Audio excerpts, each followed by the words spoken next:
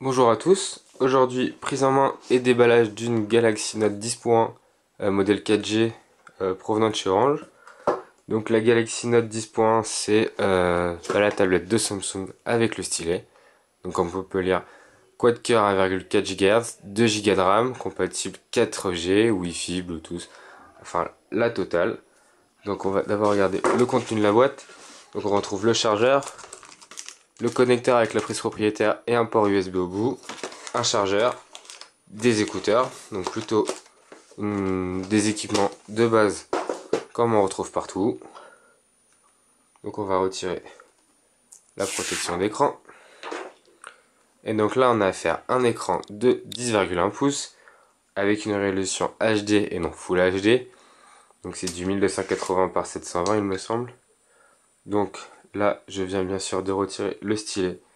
Et vous allez voir que j'ai triché puisque j'ai déjà installé des applications. Donc le stylet est logé ici. Donc on va l'insérer. Donc on peut l'insérer et le sortir. On retrouve le port propriétaire, les haut-parleurs situés en façade des deux côtés.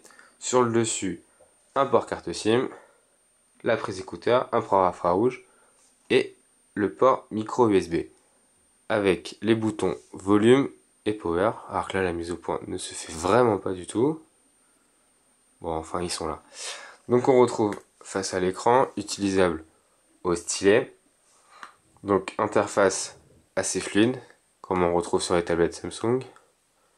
Donc l'écran d'accueil par ici.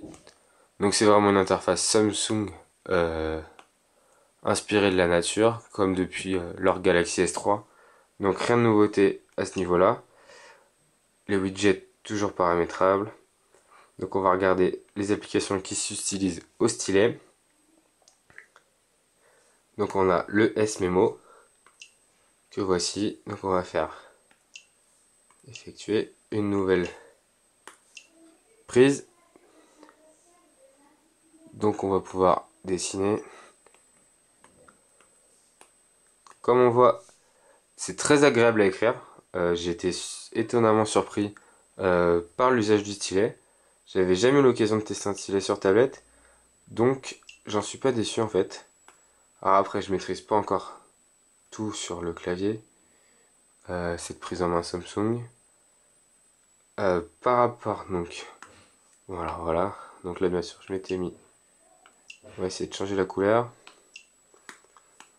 Hop. Donc c'est vraiment simple à utiliser. Donc ceux qui veulent dessiner avec un stylet ou avoir un apport plus précis pour l'usage des doigts, ou tout simplement des personnes qui sont pas encore habituées au tactile et qui veulent se familiariser avec le tactile, le stylet est vraiment une bonne approche. Donc on retrouve les paramètres de cette tablette. Android 4.1.2, donc quand même une mise à jour assez récente. Alors après sur le stylet on retrouve un petit bouton ici et ça vous va pouvoir mettre de faire des captures d'écran. Voilà, donc là j'ai découpé une image et ça me fait une capture d'écran que je peux envoyer dans l'album, S-Memo, email, mail, chat, enfin tous les outils Samsung qui sont disponibles. Donc cette prise en main, c'est une petite prise en main. Ce que je peux en dire de ce que j'ai testé par rapport à l'iPad, c'est Android vs iOS, donc c'est pas du tout la même prise en main. C'est quand même assez fluide. Alors le gros défaut, c'est vraiment le Play Store.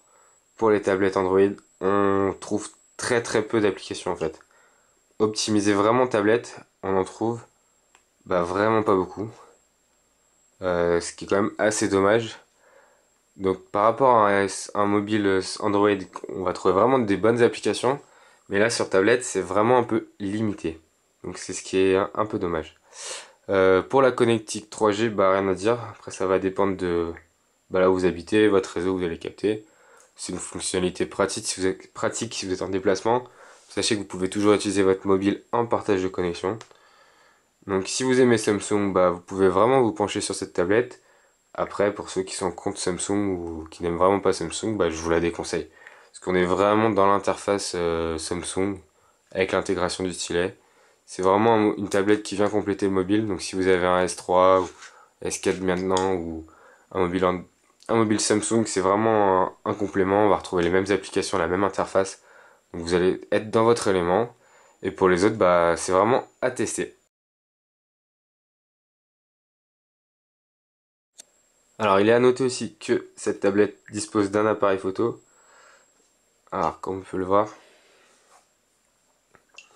donc c'est vraiment un appareil photo pour dépanner. Et le petit avantage, c'est qu'il dispose d'un flash. Donc c'est vraiment un complément, c'est gadget sur une tablette, mais si vous avez l'utilité d'un appareil photo sur une tablette, au moins vous avez un flash.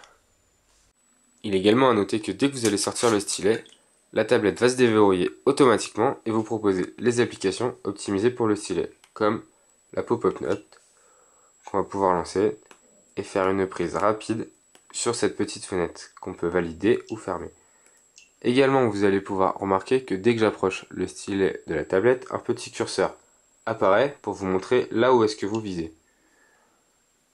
Une autre fonctionnalité de cette tablette, c'est l'affichage dual screen, soit en vue double en paysage, soit en vue cascade, donc c'est plus pour le mode portrait. Donc on va pouvoir afficher deux applications côte à côte, comme sur le Galaxy Note 5.3. On peut déplacer la taille de la fenêtre ou passer en mode plein écran.